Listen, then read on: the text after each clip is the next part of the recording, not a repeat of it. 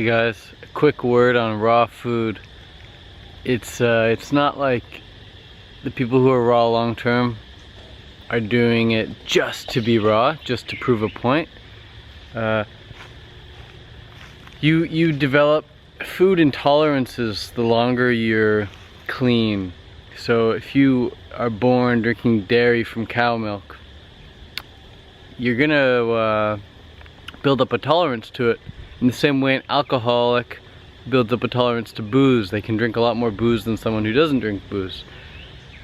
So same goes for someone who drinks dairy. They can drink a lot more dairy than someone who doesn't drink any dairy. People who have lactose intolerances only because they haven't built up a tolerance. But if you have a lactose intolerance, just like if you have a gluten intolerance, you can build up a tolerance, just like an alcoholic builds up a tolerance. So the same goes for cooked food. If you don't eat any cooked food for a long period of time, and then you try to eat it, there's gonna be consequences. You're gonna feel like crap. And the people who eat cooked food all the time, or who haven't detoxed as much, aren't gonna be able to notice. So they're not gonna be able to relate as much as when you're saying, hey guys, I can't go back to eat cooked food, it makes me feel like crap. People who eat cooked food all the time, they can't relate, they don't really understand because they haven't actually experienced that before. And if they have, it's maybe not to a larger degree as someone who's been raw for a long time. So no one really talks about cooked food intolerances. A lot of people talk about alcohol intolerance, gluten intolerance, dairy intolerance. And these things exist, these things are real. But they only affect people who are intolerant to them. But just like anything, you can build up a tolerance to it. So with cooked food, same thing. You know, you're born on just breast milk, and then you're fed like some either fruit or some cooked food right at birth. Like we're spoon fed. We're basically force fed cooked food from birth.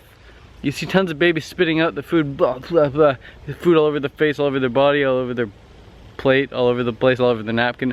The parents just keep force feeding. Eat the food, eat the drug. Even if you don't like it, eat it. That was a big theme in our household at dinner time. Even if you don't like the food, eat it. And what our parents are unconsciously doing is getting us to build up a tolerance to these things that we naturally wouldn't want, we wouldn't be able to handle. So growing up, a lot of kids have a lot of problems. Weight gain of course being a huge one. A lot of kids obese, but kids grow up with acne, kids grow up with severe mood issues, kids grow up bipolar, kids grow up with learning disabilities, attention deficit, whatever, all sorts of things. And the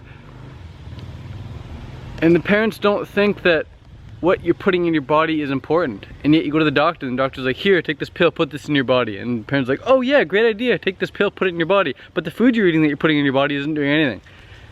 So what we put in our body has a direct effect on how we experience our world, our reality. And that's why people take drugs. They take these drugs to experience a better reality, temporarily of course. And they come down, they feel like crap, they take the drug again to get back up. And yet they don't think that diet has anything to do with how we experience our reality. It does, it really does.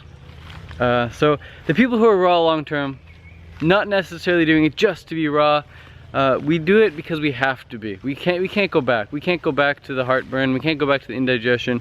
We can't go back to the feeling like crap. We can't go back to lower moods. We can't go back to lower standards. When your standards are this high, you can't go back. It's a bit like that movie Overboard with forget her name, but really good movie, Overboard. This lady's really rich and lives a high standard life, and then she falls overboard and forgets what's going on, and some guy takes her into his petty low-income house and tries to convince her that she's always been that way. She's always been super low standard, and it just doesn't feel right to her. Some part of her knows that she has higher standards, and then when she remembers that she, you know, always used to have these super high standards, she remembers that she came from a very rich household, then it all makes sense to her. So that's like when you rediscover raw food, or when you discover raw food for the first time. You're like, oh yeah, this is how it's supposed to be. This is what life is supposed to be like. You remember, it clicks. You came from you came from this super high standard living, guys. And then from birth, you know, we've just been force-fed crap. You know, we built up these tolerances. So give raw a chance. Just like you stop eating dairy and gluten, you feel a lot better. Same goes with cooked food. Just give yourself a few weeks, a few months, a few years to get really clean.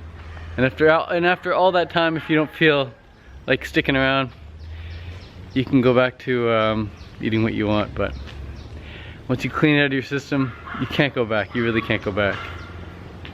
Eat from the vine, feel divine, live in line with nature's design. Peace.